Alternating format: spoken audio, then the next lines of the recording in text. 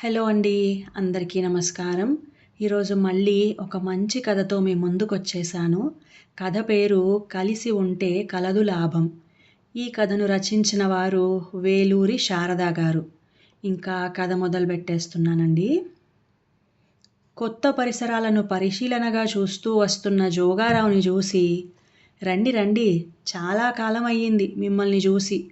ఎప్పుడు వస్తారా అని ఎదురు చూస్తున్నాం.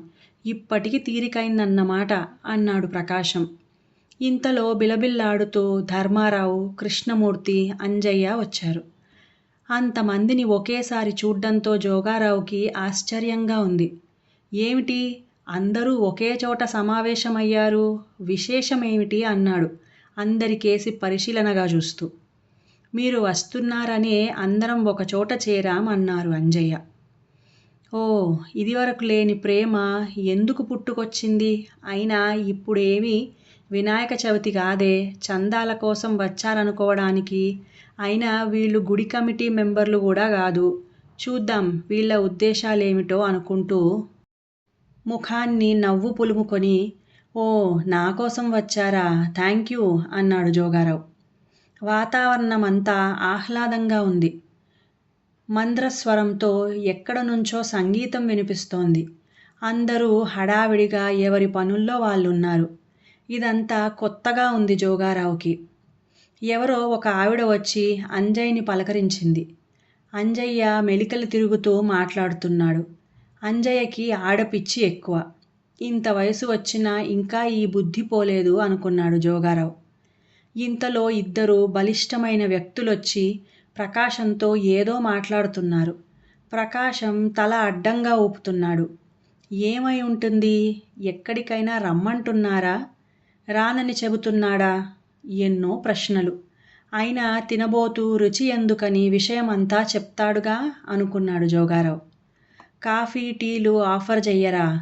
నిలబెట్టే మాట్లాడేస్తున్నారు. కడుపులో ఎలకలు పరిగెడుతున్నాయి.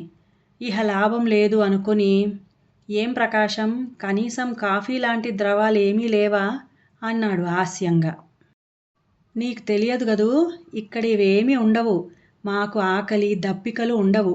అందుకని నీకు ఏమీ ఇవ్వలేకపోతున్నాను. అయినా నీకు ఆకలి వేయడమేంటి? ఇక్కడికి వచ్చిన వాళ్ళకెవరికీ ఆకలి ఉండదే. అయినా మీ పిల్లలు నీకు పెడతారు గదా అన్నాడు ప్రకాశం. మా పిల్లలు పెట్టడం ఏమిటి? ఇక్కడ ఆకలి లేకపోవడమేంటి? ఏదో లోకంలోకి వచ్చినట్టు మాట్లాడుతున్నావు. నాకంతా అయోమయంగా ఉంది. నా కాళ్ళు నేల మీద ఆనట్లేదేమిటి ఇదంతా అంటూ ప్రశ్నల వర్షం కురిపించాడు. ఓ, ఇంకా తెలియట్లేదు కదూ, నువ్వు చచ్చిపోయి పైలోకానికొచ్చావు. నువ్వు వస్తున్నావని, ఈరోజు నీతో గడుపుదామని మాకు వేసే శిక్షలని రేపటికి మార్పించాము. మా పిల్లలు ప్రతి సంవత్సరము మాకు అబ్దికం పెడతారు కాబట్టి మాకు ఆకలి ఉండదు. నీ పిల్లలు నీకు పెట్టరా అన్నాడు ప్రకాశం. అయ్యో, నేను చచ్చిపోయానా? నాకు తెలియకుండా ఎలా జరిగింది? అవును, గుర్తుకొస్తోంది. రాత్రి నిద్రలోనే ఇక్కడికి వచ్చేశాను. నాకు ఆకలేస్తోంది. ఇప్పుడు ఎలాగా? కడుపులో పేగులు నకనకలాడుతున్నాయి. మా పిల్లలు నాకు పెట్టడానికి నేను మా నాన్నకి పెట్టలేదు. డబ్బులు దండగా. ఇక్కడ పెడితే అక్కడ వాళ్ళకి కడుపు నిండుతుందా అనుకున్నాను. అసలు నేను ఆబ్దికం పెడితే కదా నా కొడుక్కి తెలిసేది. ఇలా ఆకలితో అలమటించి పోవలసిందేనా? ఓరి దేవుడోయ్, ఎంత పొరపాటు చేశాను. పాపం మా నాన్న ఆకలితో అలమటించిపోయి ఉంటాడు. డబ్బుకి కక్కుర్తిపడి ఎంత పొరపాటు చేశాను అనుకుని, ఇంతకీ మా నాన్నని చూశావా? ఎక్కడున్నారు అన్నాడు జోగారావు. మీ నాన్నగారు, తాతగారు పెద్దవాళ్ళు గదా, వాళ్ళు ఎప్పుడో ఇక్కడికి వచ్చారు గదా, అందుకని వాళ్ళింకా పైన ఉంటారు. తీసుకెళ్తాన్రా అంటూ ఇంకా పైలోకంలోకి తీసుకెళ్ళాడు. అక్కడ జోగారావు నాన్న, ప్రకాశం నాన్న కబుర్లు చెప్పుకుంటున్నారు.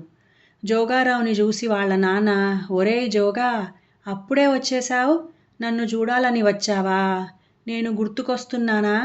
పూర్తిగా మర్చిపోయావురా అంటూ కంటతడి పెట్టుకున్నాడు. తండ్రి అడిగిన ప్రశ్నలకు సమాధానాలు చెప్పలేదు. దృష్టంతా ఆకలి మీదే ఉంది. అయ్యో! నాన్నకు నేను ఆబ్దికం పెట్టలేదు గదా! అందుకని ఆకలేస్తోందేమో అనుకుని, నాన్న నన్ను క్షమించు. నువ్వు బ్రతికున్నప్పుడు ఏవో 2 ముద్దలు పెట్టేవాడిని. అవి గూడా దండగా అనుకునేవాడిని. నువ్వు పోయిన తర్వాత ఇక ఆ అవసరం లేదని మానేశాను. కానీ ఇక్కడికొచ్చినక తర్వాత ఆకలి విలువ తెలిసింది. నువ్వెలా ఉన్నావు నాన్నా? అన్నాడు కళ్ళనీళ్ళు పెట్టుకుని జోగారావు. ఈ ముసలి ప్రాణానికి ఇంత ముద్ద పెట్టడానికి నీ మనసు ఒప్పుకోలేదు గాని, నా దగ్గర వారాలు చేసుకున్న కుర్రాడు రామకృష్ణ నన్ను తండ్రిలా అనుకునేవాడు. నేను పోయిన విషయం తెలిసిన వెంటనే నా శవం దగ్గరకొచ్చి ఎంతో ఏడ్చాడు. ఆ పిల్లాడే నాకు ప్రతి సంవత్సరం ఆబ్దికం పెడుతున్నాడు. ఆ ముద్దే నాకు కడుపు నింపుతోంది అన్నాడు బాధగా.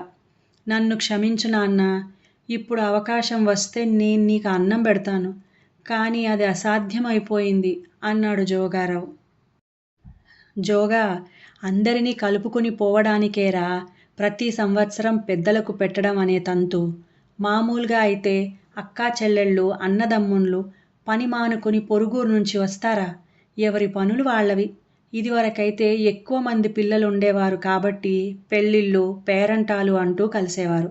ఇప్పుడు ఒకళ్ళు తప్పితే 2 పిల్లలు. వారి పెళ్ళిళ్ళైన తర్వాత ఇంకా ఎలా కలుసుకుంటారు? ఈ రూపేణా పెద్దలకి పెట్టి, వాళ్ళని తలుచుకుంటూ అందరూ కలిసి భోజనాలు చేసి, కష్టసుఖాలు మాట్లాడుకుంటే నా వాళ్ళున్నారు నాకు అనే భరోసా ఉంటుందిరా. అప్పుడు ఏ కష్టం వచ్చినా నా అన్న వాళ్ళతో చెప్పుకోవచ్చు. వాళ్ళు మంచి సలహా ఇస్తారు అనే ధైర్యం ఉంటుంది. అందుకని ఇప్పటికైనా మించిపోయింది లేదు వెళ్ళు. వెళ్ళి అక్కా చెల్లెలని అందరినీ పిలువు. మమ్మల్ని తలుచుకోండి. మా ఆశీర్వాదం పొందండి అంటూ ఒక తోపు తోశాడు.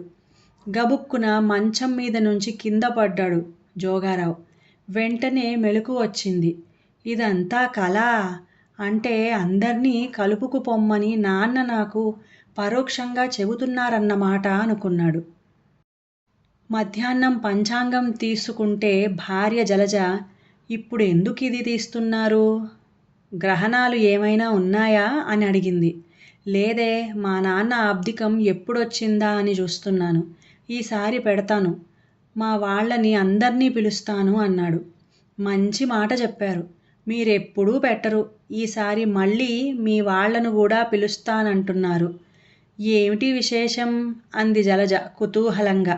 జోగారావు తనకొచ్చిన కల విషయం చెప్పకుండా, నాకందర్నీ పిలిచి పెట్టాలనుంది. మా అక్కలని చూసి ఎన్నాళ్ళయ్యిందో. ఈ రూపేణ వాళ్ళని చూసినట్టు ఉంటుందని. చెల్లెలైతే అప్పుడప్పుడు కలుస్తుందనుకో. వాళ్ళకి మంచి మంచి చీరలు కొంటాను. 4 రోజులు ముందుగానే రమ్మని ఫోన్ చేస్తాను. సరదాగా వాళ్లతో చిన్ననాటి కబుర్లు చెప్తాను అంటూ ఉత్సాహంగా చెప్పుకొస్తున్న భర్తను చూసి ఆశ్చర్యపోయింది. పిల్లికి బిచ్చం పెట్టని భర్త ఈ విధంగా మాట్లాడుతుంటే విడ్డూరంగా ఉంది. పోనీలే, ఇప్పటికైనా మారాడు అనుకుని మంచి పని చేస్తున్నారు. వదినగార్లు మన ఇంటికొచ్చి ఎన్నాళ్ళయ్యిందో. ఈ విధంగానైనా అందరం కలుసుకుంటాం. కలిసుంటే కలదు సుఖమని మనం అందర్నీ పిలిచి ఆదరిస్తే రేపు మన పిల్లలకు కూడా పద్ధతులు తెలుస్తాయి. మనమే ఆచరించనప్పుడు ఇహ వాళ్ళకేం చెబుతాం? 4 అక్కా చెల్లెళ్లలో ఒక్క నలుసుగా పుట్టారు. మీరు ఒక్కరేనని వాళ్ళు ఎంత గారాబంగా చూసేవారు మిమ్మల్ని. అటువంటిది పిల్లికి బిచ్చం పెట్టకుండా ఒంటికాయ శొంఠి కొమ్ములా తయారయ్యారు. మొన్నటికి మొన్న బాబీగాడు బండి మీద నుంచి పడిపోయి కాలికి ఆపరేషన్ అయితే ఒక్కరికీ చెప్పలేదు. చెబితే ఎక్కడ అందరూ వచ్చేస్తారోనని మనం బిక్కుబిక్కుమంటూ ఒక్కళ్ళమే ఉండి ఎంత టెన్షన్ పడ్డాం. చుట్టుపక్కల వాళ్ళు కూడా అడిగారు, ఇంత జరిగినా చుట్టాలెవరూ చూడటానికి రాలేదేం అని. అదే నలుగురితో చెబితే వాళ్ళు వస్తే మనకి ఎంతో ధైర్యంగా, సహాయంగా ఉండేది. అనాథల్లా హాస్పిటల్లో మనం ఇద్దరమే ఉన్నాం. పోనీలేండి, ఇప్పటికైనా మీరు మారారు. నాకదే సంతోషం. అందరం వసుధైక కుటుంబంలా ఉండాలి. అప్పటిలా ఉమ్మడి కుటుంబాలు లేకపోయినా అవసరానికి ఆదుకోవడానికి నా అన్న వాళ్ళు నలుగురైనా ఉండాలి అంటూ సుతిమెత్తగా చివాట్లు పెట్టింది. కష్టసుఖాల్లో ఒకరికి ఒకరు తోడుగా కలిసికట్టుగా ఉంటే ఎలాంటి సమస్యనైనా సులభంగా జయించవచ్చు. ఐకమత్యంతో, ప్రేమతో, ఆత్మీయుల మధ్య కలిసి జీవించడంలోనే జీవితంలో నిజమైన ఆనందం, ప్రశాంతత దొరుకుతాయి. ఇంకా కథ సమాప్తం. ఈ కథ మీకు నచ్చినట్లయితే ప్లీజ్ లైక్ చేయండి, షేర్ చేయండి, మంచి కామెంట్ కూడా పెట్టండి. అలాగే నా సంగీతం ఛానల్ సాగరిక సంగీత మండలి ఛానల్ని కూడా సబ్స్క్రైబ్ చేసుకొని మంచి భక్తిరసమైన పాటల్ని వినండి. ఇంకా సెలవు.